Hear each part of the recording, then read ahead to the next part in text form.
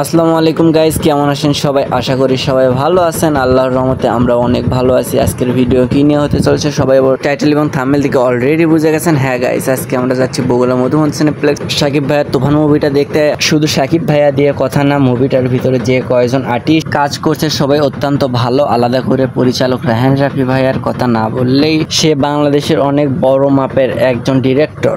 আর মুভিটা অনেক সুন্দর বানিয়েছে রায়হান রাফি। বাংলাদেশের দিক দিয়ে বিবেচনা করলে আমার মনে হয় ফার্স্ট টাইম বাংলাদেশের দর্শকদের এই মাপের মুভি উপহার দিয়েছে। আর আমরা তৃতীয়বারের মতো হলে যাচ্ছিলাম মুভি দেখতে। আমরা বক বক করতে করতে এমন একটা মানুষের কথা ভুলে গেছি, যার কথা না বললি না। আমাদের প্রিয় মামা যা ছিল আমাদের সাথে, সে কিন্তু অত্যন্ত ভালো একজন মানুষ। সে সবসময় আমাদের বিপদে আপদে পাশে থাকে। অন্যদের বিপদে আপদে পাশে থাকে কিনা সঠিক জানি না, বাট আমাদের পাশে থাকে তার একটা প্রমাণ সহ প্রুফ দেখিয়ে দিব এই ভিডিওর ভেতরেই। আমাদের মারুফ মামার সাথে আমরা যতক্ষণই না থাকি, আমাদের কিন্তু সে অনেক মজা দেয়। আমাদের কারো যদি মন খারাপ থাকে, সে এত মজার মজার কথা বলবে, হাসি আর আটকে রাখতে পারি না। যাই হোক, ওনার কথা কি আর বলবো, ওনার কথা যত বলবো ততই কম হয়ে যাবে। সত্য কথা বলতে, তুফান মুভিটা দেখতে আমাদের মামাই নিয়ে যায় জোর করে। সে আবার শাকিব ভাইয়ের অনেক বড় একটা ভক্ত। সে আমাদের গ্রামের একমাত্র সাকিবিয়ান। আমাদের মুভিটা দেখার ইচ্ছা ছিল না, তেমন কোনো কথা না। আমাদের ইচ্ছা ছিল, বাট কিছুদিন পরে দেখতাম। মামা অনেক জোর করে বলল দর্শকের ভিতর মুভি দেখতে নাকি অনেক মজা লাগে, তাই আমরা চলে গেলাম বৃষ্টির ভিতরেই হয় মুভিটা দেখতে। কিন্তু হঠাৎ করে আমাদের সিএনজিটা পাঞ্চার হয়ে যায়, তার জন্য বৃষ্টির ভিতরে আমাদের নামতে হয়। বাইরে এত পরিমাণ বৃষ্টি হচ্ছিল, আমরা দাঁড়িয়ে থাকতে পারছিলাম না, তাই একটা ছাদের নিচে গিয়ে দাঁড়াই। আমরা সবাই বেশ কিছুক্ষণ ছাদের নিচে দাঁড়িয়ে থাকি। আমরা কোনো সিএনজিও পাচ্ছিলাম না যে যাবো, এত বৃষ্টি হচ্ছিল। তার ভিতর আমাদের এত পরিমাণ হিসু চাপ ছিল, আমরা সবাই হিসুর ছাদের নিচে সেরে নেই। ওদিকে আমাদের হাতে খুব একটা টাইমও ছিল না। আমরা বাড়ি থেকে খুব একটা সময় নিয়েও বের হইনি। ঠিক 2টার দিকে আমরা বাড়ি থেকে বের হই। আমরা সবাই 3টার শো দেখার জন্য বাড়ি থেকে রওনা দেই। আমাদের এখান থেকে সিএনজিতে বগুড়া যেতে সময় লাগে 40 থেকে 45 মিনিট। আমরা সবাই 3টার শো দেখার জন্য বাড়ি থেকে রওনা দেই। হঠাৎ করে এত পরিমাণ বৃষ্টির ভিতরে সিএনজিওয়ালা কাকু আমাদের 3জনকে ডাকে। তারপর সে বলল সিএনজিটা আলোক করতে হবে। তারপর আমরা 3জন আলোক করলাম। সত্যি কথা বলতে সিএনজিটি এত ভারী ছিল যেটা বলার বাইরে। তার ভিতর আমাদের মাথা কাজ করতেছিল না, আমরা 3টার শো দেখতে পারবো কিনা সঠিক জানি না। তার ভিতর আমাদের মারুফ মামার মাথা আরো গরম, সে শো দেখতে পারবে কিনা সঠিক জানে না। অলরেডি আমাদের গাবতলিতে 3টা বেজে যায়। মারুফ মামা দেখে তো মাথায় একদম গরম। সে বলতেছিল এই শো যদি নাও দেখতে পারি 6টার শো দেখবো, আর 6টার শো যদি নাও দেখতে পারি রাত 12টার শো দেখবো, তাও এই শো দেখেই চলে যাবো। এই মুভি আজকে দেখতেই হবে আমায়। তারপর বৃষ্টি একদম অনেক বেড়ে যায়। তারপর সিয়াম বলতেছে তোরা এখানে থাক, আমি চলে যাই। আমি আর সিফাত সিএনজির ভিতরে গিয়ে বসলাম। তার অল্প একটু পর সিএনজিওয়ালা ভাই আমাদের সিএনজিতে তুলে নিয়ে ভালোই একটু জোরে টান দিল।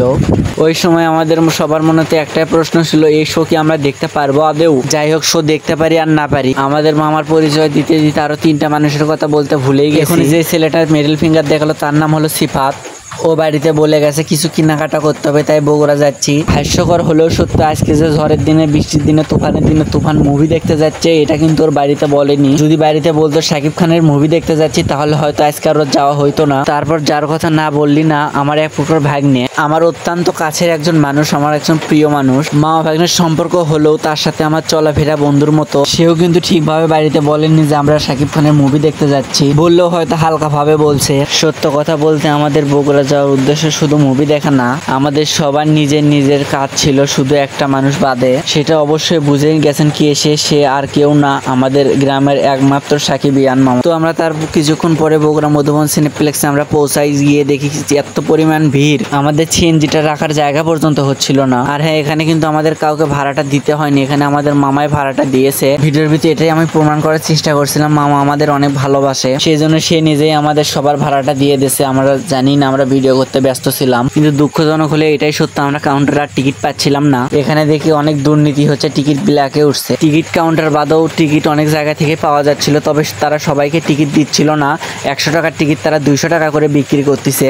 আমাদের থেকে টাকা নিচ্ছে 200 করে, বাট 100 টাকার টিকিট হাতে ধরিয়ে দিচ্ছে, তবু টিকিট পাওয়া যাচ্ছে না। দেখে তো আমাদের মারুফ মামার মাথা গরম, তাই তাকে মাথা ঠান্ডা করার জন্য সিটে তাকে আলাদা করে বসে দেই। তারপর আমরা টিকিটের সন্ধানে নামে পড়ি, তাও টিকিট পাচ্ছিলাম না। আমরা টিকিট পুঁতে আরো 50 টাকা করে বেশি দিতে চাই, এক টিকিটের মূল্য 250 টাকা, তাও তারা টিকিট দেয় না, বলে টিকিট এখন হবে না, টিকিট সোল্ড আউট হয়ে গেছে। সেই কথাটা আর মারুফ মামাকে আমরা বলিনি, হঠাৎ করে রাগের মাথায় কি না কি করে বসে। হলের ভিতর যাদেরকে দেখতেছেন সবাই টিকিট কাটা নিয়ে ব্যস্ত, বাট কেউ টিকিট পাচ্ছে না। আবার অনেকেই অনেক চড়া দাম দিয়ে বাইরে থেকে টিকিট কেটে নিয়ে ভিতরে ঢুকছিল। আমাদের থেকেও এক টিকিটের মূল্য চাই 400 টাকা, সেই জন্য আমরা টিকিটটা আর কাটিনি। আমরা সবাই কিছুক্ষণ ভাবার পর না হয় ভাবলাম 6টার শো দেখা হোক, এই 3টার শো আর দেখবো না। দর্শকের যেরকম একটা লাইন ধরছে, লাইন দেখে তো মাথায় নষ্ট আমাদের সবার। তারপর আমরা আবার কাউন্টারে যাই, গিয়ে বলি আমাদের 6টার শোর 5টা টিকিট দেন। তখন ওনারা বলে এখন টিকিট পাবেন না, 30 মিনিট পর পাবেন। তারপর আমাদের মুভিটা দেখা হাফ টাইম শেষ, তার ভিতরে আমাদের কোনো ভিডিও করতে দেয়নি। বিরতির সময় 1 মিনিট সময় দিয়েছিল আমাদের ভিডিও করার জন্য। তো আজকের ভিডিও এখানে শেষ করা যায়।